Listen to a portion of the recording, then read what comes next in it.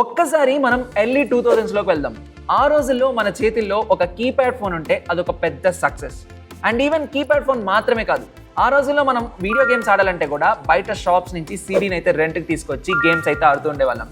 And even cyber కేఫ్కి వెళ్ళడం కూడా ఒక అచీవ్మెంట్ లా ఉండేది. ఎందుకంటే ఆ రోజుల్లో టెక్నాలజీ అనేది ఎక్స్పీరియన్స్. ఈ రోజుల్లో అఫ్ కోర్స్ టెక్నాలజీ అనేది మనకు కామన్ యూసేజ్ అయిపోయింది. సో అందుకనే ఇవాళ ఈ వీడియోలో నేనైతే 2000 నుంచి 2026 వరకు టెక్నాలజీ ఎలా ఎవాల్వ్ అయింది అండ్ టెక్నాలజీకి మనం ఎలా అడాప్ట్ అయ్యాం, సో ఇలా ప్రతిదీ డిస్కస్ చేద్దాం అనుకుంటున్నాను. సో వీడియోలోకి వెళ్లే ముందు ఈ ఛానల్ ఎవరైనా సబ్స్క్రైబ్ చేసుకోకుండా చూస్తున్నా లేకపోతే కొత్తగా చూస్తున్నా మా ఛానల్ అయితే సబ్స్క్రైబ్ చేసుకోండి. హాయ్ హలో నమస్తే, వెల్కమ్ టు బాస్ వాళ్ళ డైలీ తెలుగు. నేను మీ విష్ణు భరద్వాజ్.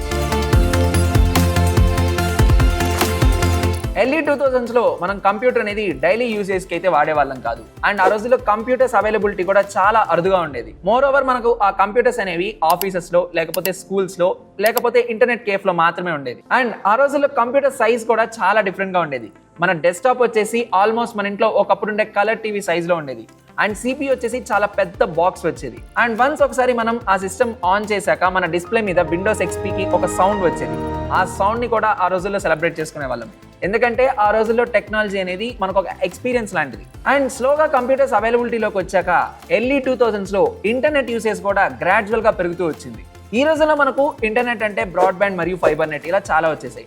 బట్ ఆ రోజుల్లో ఇంటర్నెట్ కనెక్ట్ చేసుకోవాలంటే కంపల్సరీ టెలిఫోన్ లైన్ డిస్కనెక్ట్ చేయాల్సిందే. సో వన్స్ ఆ టెలిఫోన్ లైన్ డిస్కనెక్ట్ చేశాక మనకు ఎంత అమౌంట్ ఆఫ్ డేటా అయితే వస్తుందో దాంట్లోనే మనం ఆన్లైన్ సర్వీసెస్ అన్నింటినీ యాక్సెస్ చేసుకోవాలి.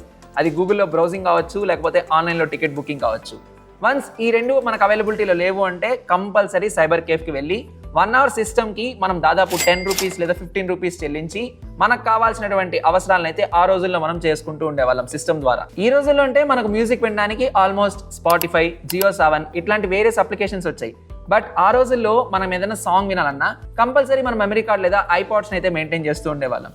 అండ్ ఈ సాంగ్స్ని డౌన్లోడ్ చేసుకోవడం కోసం కూడా మనం గూగుల్కి వెళ్ళి బ్రౌజ్ చేసుకొని అక్కడి నుంచి అయితే సాంగ్ని డౌన్లోడ్ చేసుకుంటూ ఉండేవాళ్ళం. సో ఎంత డిఫరెంట్ ఫీలింగ్ కదా. దీన్నే మేబీ నాస్టాల్జియా అంటారేమో.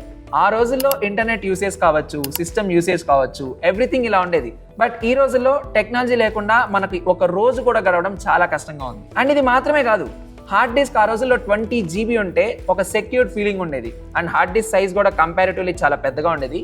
అండ్ ఆ 20 GB హార్డ్ డిస్క్ ఉంటే ఎన్ని సినిమాలు వేసుకోవచ్చో. ఆల్మోస్ట్ సమ్మర్లో ఒక టైం పాస్ లాగా ఉండేది హార్డ్ డిస్క్ ఉంటే. అండ్ మనం సిడీస్ని కూడా చాలా కేర్ఫుల్గా యూస్ చేస్తూ ఉండేవాళ్ళం. ఆ సీడీకి స్క్రాచ్ పడకుండా మెయింటైన్ చేస్తూ ఉండేవాళ్ళం.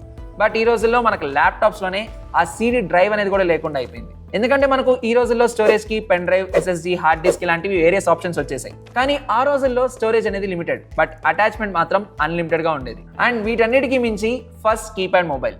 ఆ రోజుల్లో కీప్యాడ్ మొబైల్ ఉండడం చాలా గొప్ప. ఈ రోజుల్లో of course everyone smart phones use చేస్తున్నారు. బట్ ఆ రోజుల్లో నోకియా 1100 మొబైల్ ఉంటే కూడా మనం షో ఆఫ్ చేస్తూ ఉండేవాళ్ళం. అండ్ ఆ నోకియా 1100 మొబైల్కి మనకు ఒక టార్చ్ లైట్ ఫెసిలిటీ ఉండేది.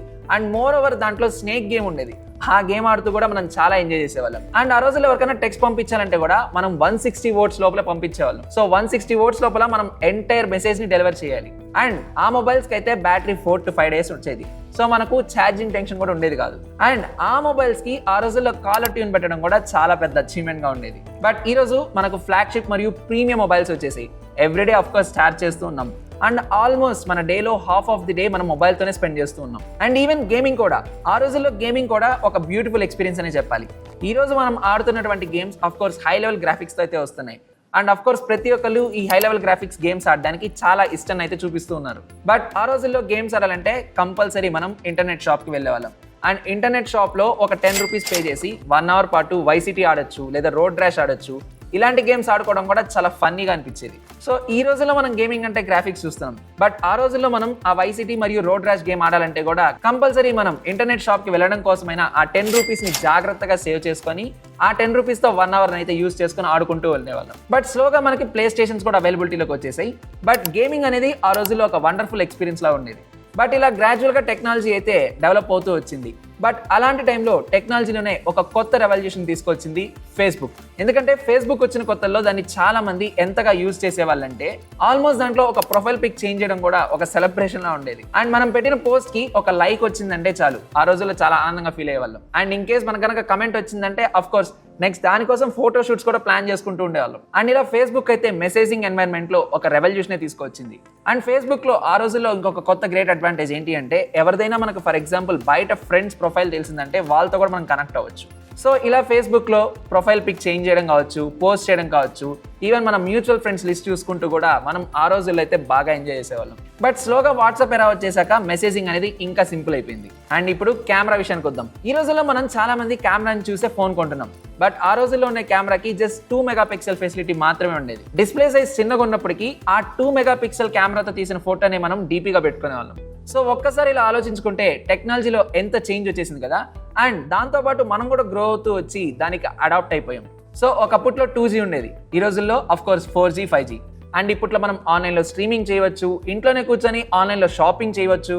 And of course money pay చేయడానికి కూడా మనకు యూపీఐ ఫెసిలిటీ వచ్చేసింది. సో ఈ రోజుల్లో టెక్నాలజీనే మన లైఫ్ స్టైల్ అయితే డిసైడ్ చేస్తుంది. So from small keypad phones నుంచి స్మార్ట్ ఫోన్స్ వరకు, సో పెద్ద కంప్యూటర్స్ నుంచి ల్యాప్టాప్స్ వరకు, అండ్ ఇంటర్నెట్ అంటే టెలిఫోన్ లైన్ కనెక్షన్ నుంచి ఈరోజు బ్రాడ్బ్యాండ్ వరకు టెక్నాలజీ అయితే చాలా చేంజ్ అయిపోయింది. అండ్ టెక్నాలజీ అనేది ఒకప్పట్లో ఎక్స్పీరియన్స్, బట్ ఈ రోజుల్లో టెక్నాలజీ అనేది ఒక అసిస్టెంట్ కాదు, మన డెసిషన్ పార్ట్నర్ కూడా. మన చైల్డ్హుడ్ లో టెక్నాలజీ అనేది వండర్, బట్ ఇప్పుడు టెక్నాలజీ అనేది ఒక నెసెసిటీ. అండ్ ఈ రోజుల్లో మనం వర్క్ వచ్చేసి ఏఐ సజెషన్స్ మీద చేస్తున్నాం.